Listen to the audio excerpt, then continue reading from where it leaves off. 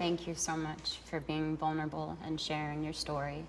Being able to experience it through your eyes was mind-blowing, extremely heartbreaking. So thank you. What's happened in your lives since, participating in this documentary series? Well, so for my brother and I, at this moment in time, we don't really feel safe in this country.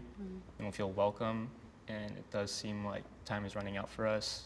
Our appointment with ICE, it was postponed indefinitely, so we were just kind of in this limbo. We didn't know what was going on. My father was detained, and a week later, he was deported to Colombia.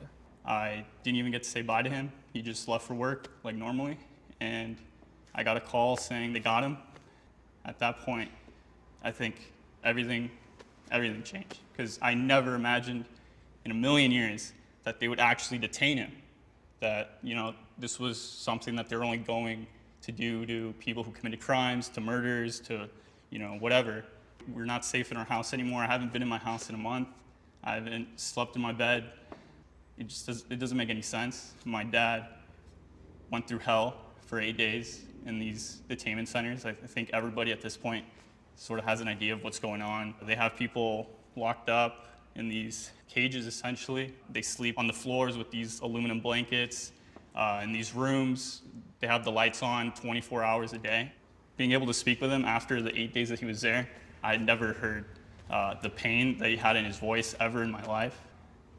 I think he will be damaged by that experience, just being there for 8 days for the rest of his life. It was an absolute hell. And, they're telling us that, they're going after us, and that, we could possibly be in this same situation. This country it's not livable for us anymore. Hearing all these things really ruins your determination to stay. It really just makes you think, like, that could be me, that could be my parents, that could be my siblings. And you don't want that. What's the point in pushing so hard if all you're gonna get is that? What do you guys think that you would be doing if you didn't have to worry about this? I think about this every day. If this wasn't happening, I'd be going through school, just working hard to achieve what I want to achieve, which is being a civil engineer. I'd be living a normal life.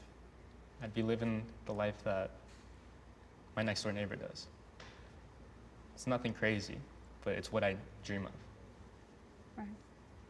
We've never been able to travel anywhere outside of the country because ICE has our passports, and the only way we can get out of this country is through them deporting us.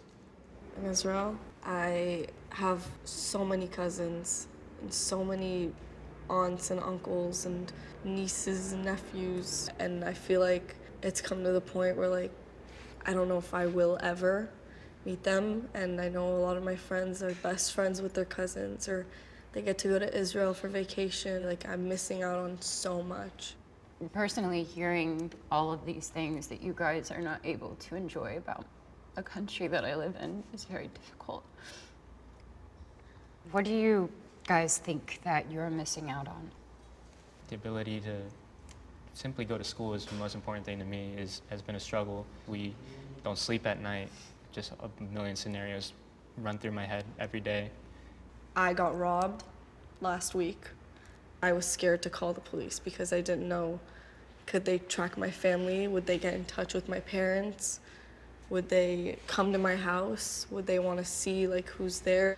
They basically don't exist. What is your biggest fear?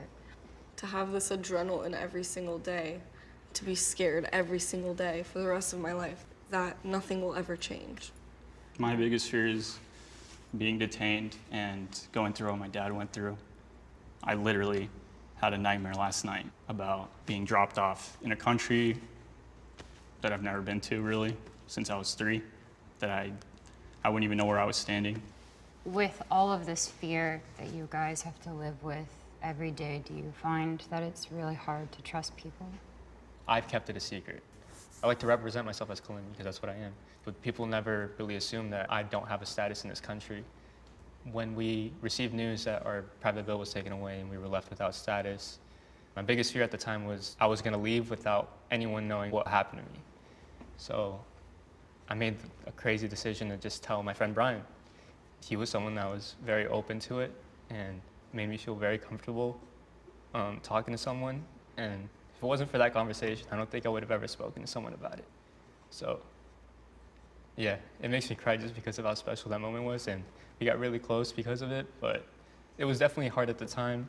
I want people to know about my situation. I need people to know about my situation, and yeah, so yeah. You're good, thank you. You really got me going here. When it came to high school, it would bring up a lot of questions. Everyone would always ask, why don't you have your license? Why don't you have a car? Why do you keep moving houses? If a question came up between a close friend and I wouldn't hide it from them because I feel like, yes, it is hard to find people you trust, but it depends on like how long you've known them or what their situation is, what their beliefs are. Do you feel American? You know, like how would you describe that feeling? I feel like you couldn't get any more American than us four in this table right now. I feel like I am an American. I've lived here my whole life. I was 6 months old when I moved. I don't know anything but here. I don't want anyone to have to fear the place that they grew up in.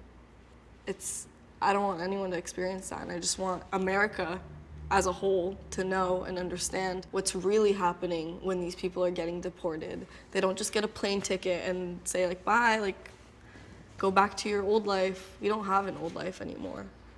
This is what we have.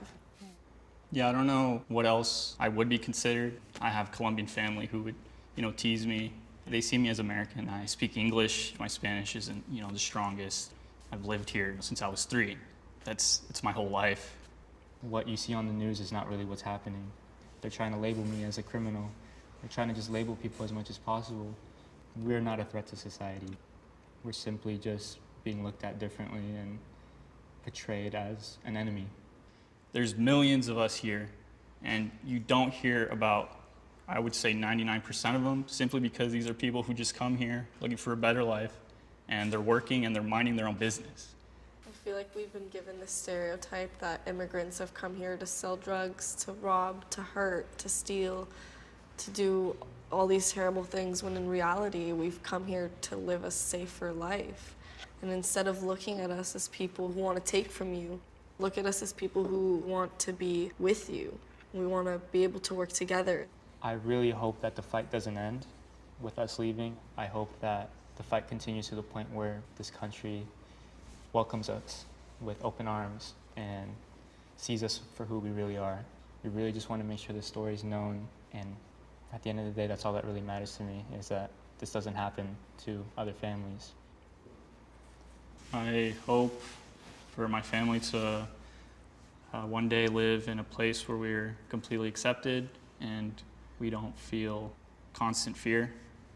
And I hope that this country comes to realize the just complete injustice that's being done, and that one day we can just live in an America that is open to immigrants and lives up to its values of freedom and liberty.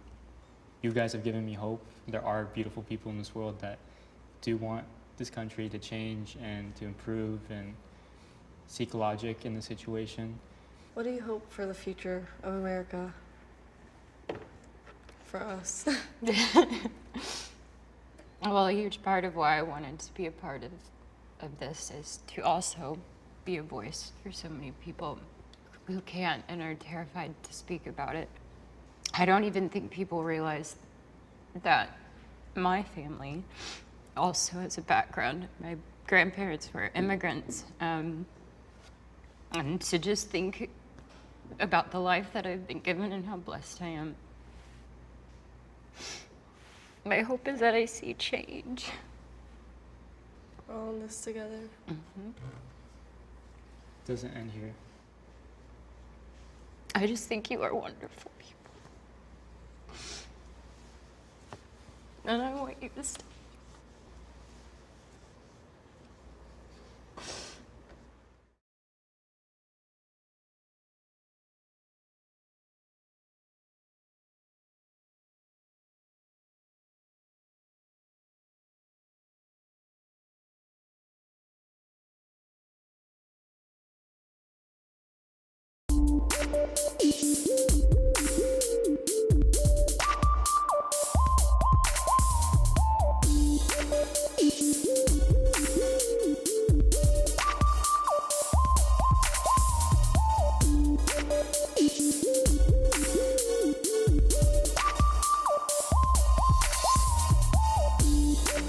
much.